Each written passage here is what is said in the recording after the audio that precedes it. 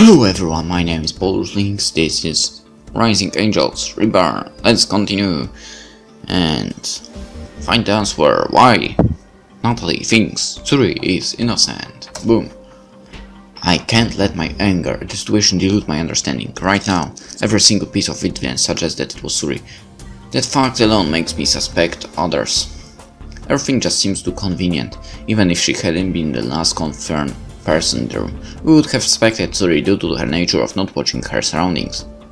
If we consider a second suspect, Zuri logically would be the first person I try to pin the blame on. As you saw, nobody would question it. Then there is the circumstances surrounding. Where did she go? Less than 10 minutes passed between Faye leaving and my arrival. If she was the one who smashed the parts, she should have been near the scene and one of the first to respond. She could have waited.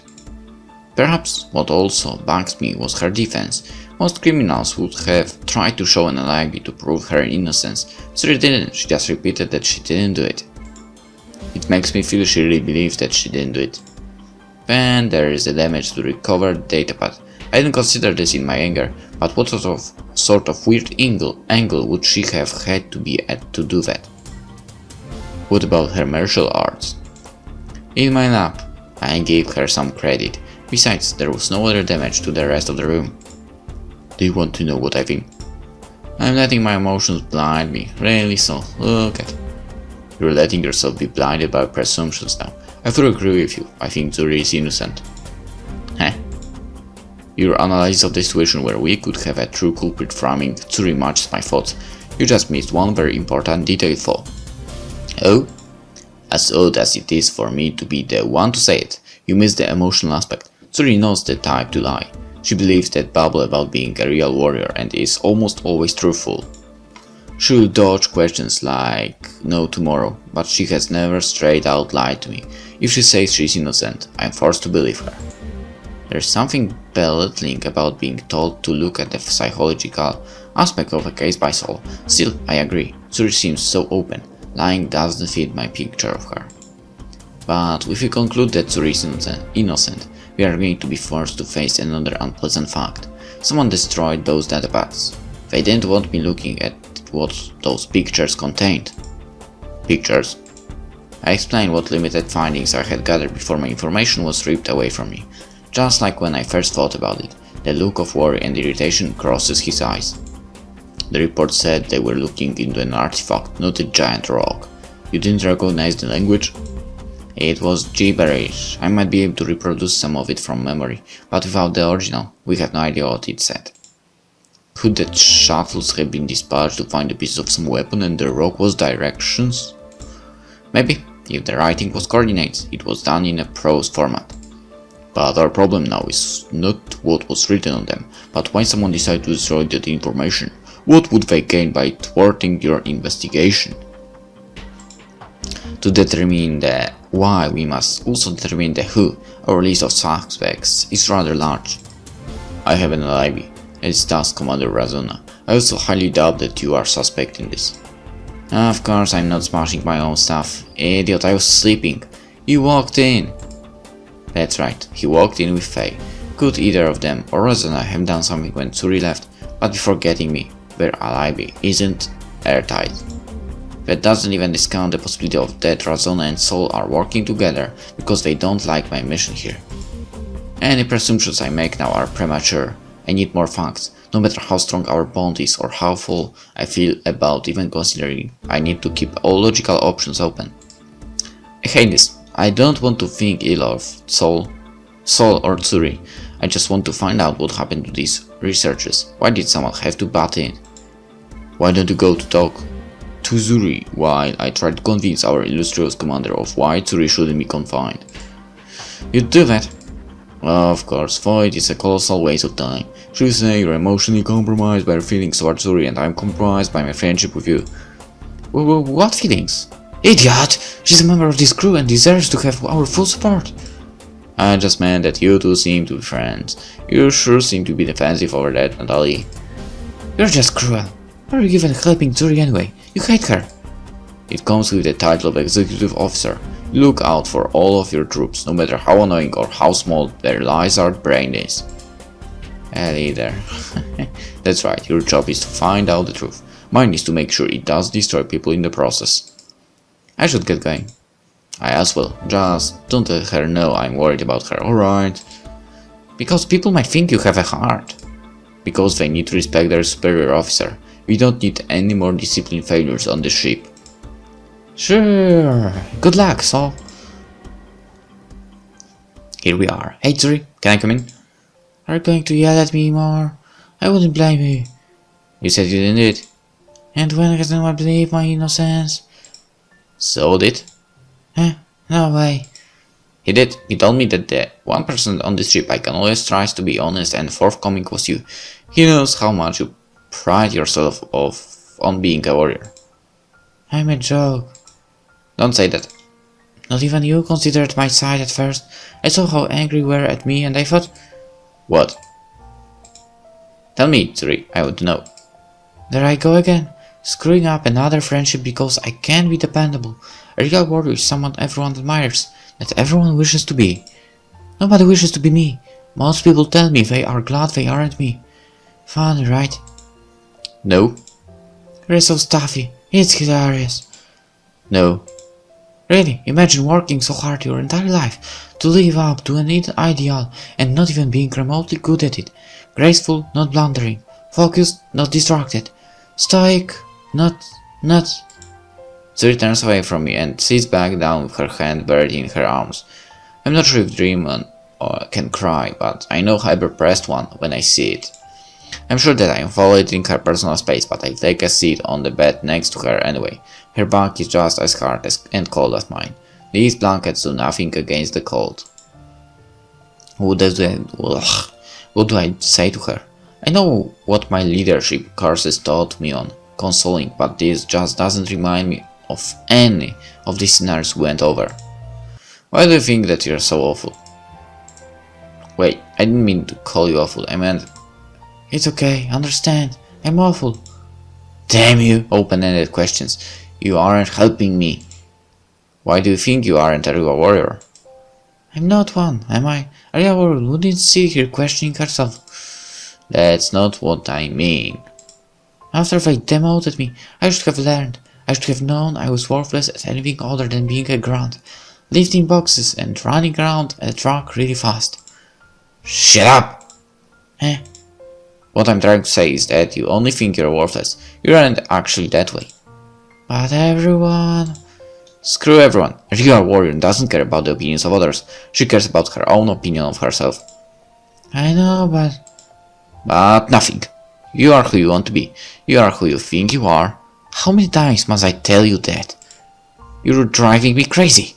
Nobody can take away your pride in yourself other than you. If you believe you can be a real hero, a real warrior, you can't let mean or blind people hurt you. You have to fight. You have to take all that courage and all that honor in your heart and fight. Be the warrior you want to show to the world. Not all of those screw-ups weren't my fault. Then instead of moping about what you should have done, focus on what you can do. You train so much that you are driving so crazy. Keep at it until you are a fighter you can be proud of being. For a scholar, you certainly have the heart of a true warrior. You certainly are the dashing hero when you are worked up, Major. See, you shouldn't make assumptions. I feel a little better. Thanks. I know I'm innocent, and so will Commander Razona when you and Sol find the real culprit. The real culprit. I wish it was Zuri in the darkest parts of my heart. This mystery isn't going to lead me anywhere simple or pleasant. But the truth is out there. The truth can never die. I know the evidence pointed at me. I know I must have looked like the villain, but it meant a lot to me that even though you look so enraged, you still found it in your heart to trust me. Don't think anything of it. Don't say that, I'm touched. None of my seniors have ever stood up for me when I was getting in trouble. I'll find some way to repay your trust. My code demands it. Really, don't think anything of it. We are friends. What? Nothing? Don't look at me like that without saying something. Lieutenant Zuri. Sorry, Major. So, got any plans on how to keep yourself busy? I was going to spend them time crying before, but I don't think that is such a good idea anymore. Nope. Saul would be disappointed even more if he heard his security officer was crying. Now that Kika is going to be constantly coming out in here, I might have enough room to practice stances. You should practice your flute. You just gave this passionate speech that made me think I was wrong about you being a scholar. Why do you say that? I think you're hearing the words coming out of my mouth, but missing the key details. You're just proving the scholar label was the right one. Oh, how about you help me with my candy shop game? I would, but electronic games aren't useful for honing one's physical body and spirit to be a warrior. Seems pretty scholarly to me. Yeah, I guess you're right. That's sad. I was looking forward to playing it. Did it? Wait.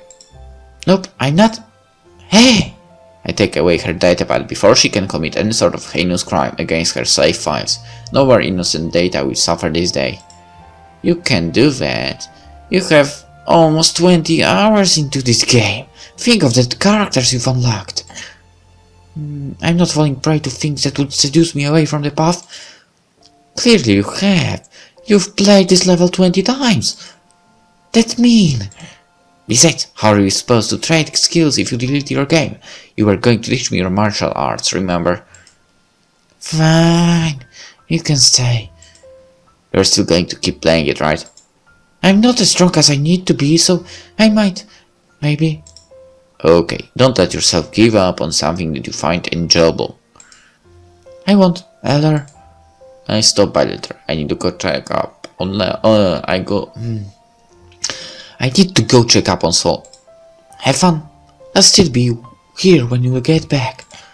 I wish she didn't sound so sad when she said that. Saul's right. There is no lying in her soul. I have to resist the urge to give her a hug and tell her one last time that everything will be fine. Keep your discipline, Natalie. Don't let your emotions overtake your professionalism. Okay. But she's my friend. They kinda looked like this, I think. Stupid pen, if only I had something that allowed me to write in glowing blue runic symbols. This pen scratches look nothing like the picture. I've been at this for almost 3 full days. I haven't had a decent meal or rest since the start of this. My batteries are far past depleted. This is just awful. I can base my investigation of drawings that look like something a 3-year-old drew for her class. I dubbed my decryption program on my defunct datapad could do anything with it. But I've been at this for 3 days. Every time I try to sleep, I come back here to milk my brain for any remaining drop of information. That rock has been drained of any drop of memory. The only break I have permitted myself is an occasional visit to Zuri's confinement. True to our mutual word, we have been exchanging lessons. For a girl who can move as fluidly as the wind and as quickly as lightning, her timing is just awful in candy shop. She couldn't move a piece into the right place if her life depended on it. I glanced at the ship chrono on the wall. It doesn't really matter when you work on your own schedule. It's good to see you are still alive, Natalie. Hey, off shift already? Didn't you just replace Saul? That was almost 12 hours ago. I've been thought. Thinking is important, but don't lose track of the world around you. We tried calling you for a few hours ago. The shift. Yeah, I remember that. Did you find something on the sensors? Forgive us. It's not your fault. We're going to the next site, right? Another failure. Who cares about getting a promotion? I'm more concerned about having a job by the end of this. With all haste, Kika isn't pleased with herself. She bet Fi her entire dinner that we were going to find the shuttle with your artifact on the first try. Fi bet against me. Fi likes food more. She'll take risk if the meal is great enough. Well, I suppose I have to take a cut from her dinner later for that. Are you hungry? I was going to bring Zuri her meal. If I've been sitting here... What?